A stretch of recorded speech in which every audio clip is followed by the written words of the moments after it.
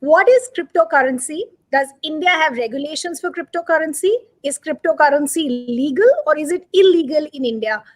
If we want to see a bill around regulations, what will it mean? I know these are all these questions that everybody's been talking about, especially because you saw the listing of the crypto bill for the winter session of Parliament in India.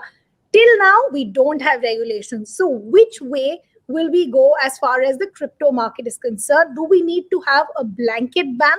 Can we see regulations? What are the kind of regulations that can we see? And what is the middle ground that we can take as far as the future of crypto in India is concerned?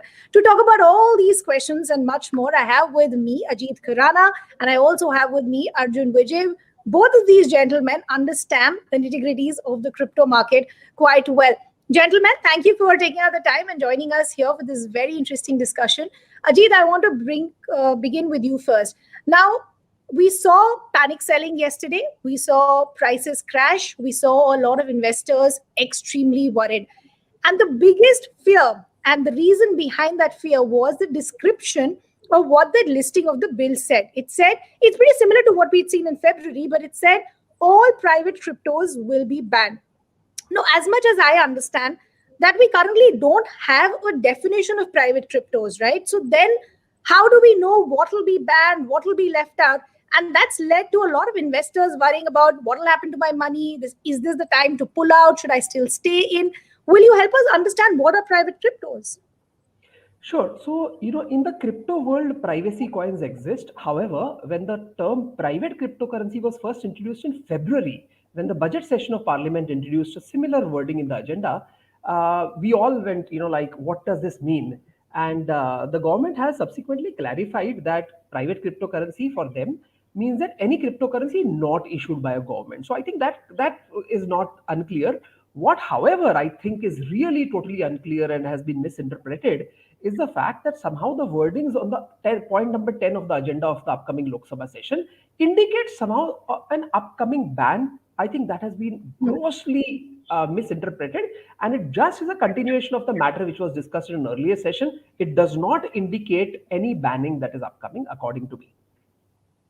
Okay, Arjun, so a blanket ban is not what India is seeing, and we have come a long way from a ban that we actually had, which was then overturned by the top court, to now talks around regulations. So, if, as Ajit is saying, anything which is not backed by the government is a private crypto, but currently nothing is backed by a government in India. So what is the options for India then? What are the kind of regulations can we see? How do you classify crypto? That's the big concern. Do you classify it as a currency or do you classify it as an asset or a commodity like gold? So, see, this is a very interesting question. So, let's assume we are in 1980s. Suddenly, people talk about something called an internet. Right? What is internet? How are we going to? Is it a way to send SMS, or is it a way to send email, or to video, or to play games, to coordinate? So it's a very difficult animal, right? Now we all have seen, experienced internet. It's very easy to put it under a bucket, right? Sure. But 10, 20 years back, it was something new for us. Bitcoin, cryptocurrencies, they play in multiple. It's a technology, it's an asset, it's a commodity. See, normally what happens is things are not so easy, right? You create something that falls within a definition. You find something, then you try to fit in one of the buckets, right? And most often than not, the buckets are not on the right size, right, to fit crypto into it. So that is the reason why government is also taking a lot of time to understand and how do we categorize, because there are always trade-offs, right? In each of those categorization will be trade-off. And the second thing that we understand is cryptocurrency is not one single thing. There are like thousands of different cryptocurrencies, each with different application. Ethereum is more like a platform, right? And so how are we going to, so it needs a nuanced approach, maybe something that we have never had. We have to do something new, right? That is what it entails. So trying to fit this into existing regulation will cause force fitting, will be like cutting corners. You try to, that is the difficult thing. I think we have to find a very new regulation for crypto. And again, the second point is it's a moving goalpost, right? You cannot find a regulation today and say it is going to be applicable for next 5 years. That's the larger concern, right? Because things are changing by the day. So that market is always evolving. So how do you know that the regulations that you put today, will it be applicable and will it work for the crypto market, say 6 months down the line? That's one concern. Ajit, as I said, like, we've seen either countries like China which have a ban, but then we've also seen places like El Salvador where it's legal. So for India, if middle ground is the way to move forward and all private cryptos will be banned, says the bill, then what are our options? Can we see some sort of a national a crypto or something like that, which can be given by the government? What is the way forward? What are our options? I think that banning non-governmental crypto is not the way forward.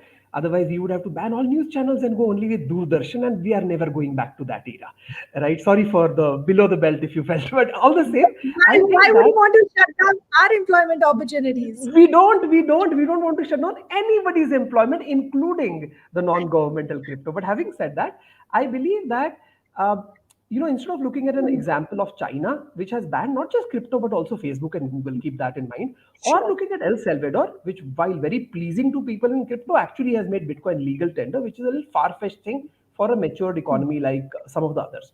I think looking at what Singapore, England, Australia, Canada, and America have done might be a little more of a benchmark, though obviously we have to make our own mind. So, the middle path, according to me, would be for now to focus on four aspects. Number one, heavily focus on consumer protection, because I think that is the biggest risk, that consumers might be getting the short end of the stick. Second thing is that make KYC, that is know your customer, and AML, which is anti money laundering norms, which banks, mutual funds, and other organized financial sector companies do, make all those exact same things applicable onto crypto exchanges, including disclosure norms. Third, as far as illegitimate use is concerned, actually India seems to be going one step further and saying don't use, in the sense, don't consider crypto to be a payment mechanism. While what happens 10 years from now or 5 years from now can be debated, but I think the crypto industry has accepted this as a stopgap arrangement. And finally, about taxation or capital flight, I think existing laws already are good enough for that, because you don't need a crypto specific law for that. So similar to our banking system, we could have similar regulations for crypto as well. Okay. Arjun, there has always been this big debate around that, you shouldn't have crypto to be seen as a competitor to the INR, which is your sovereign currency. And I think that's where a lot of misinterpretations begin. And that's where we want to have this discussion on a clampdown or a ban. I think it's important to say that crypto is not fighting to become an alternative to your sovereign currency. How important is it to make that classification? It is really very important, right? You see, the term cryptocurrency, I don't know who coined it, when it was coined, right?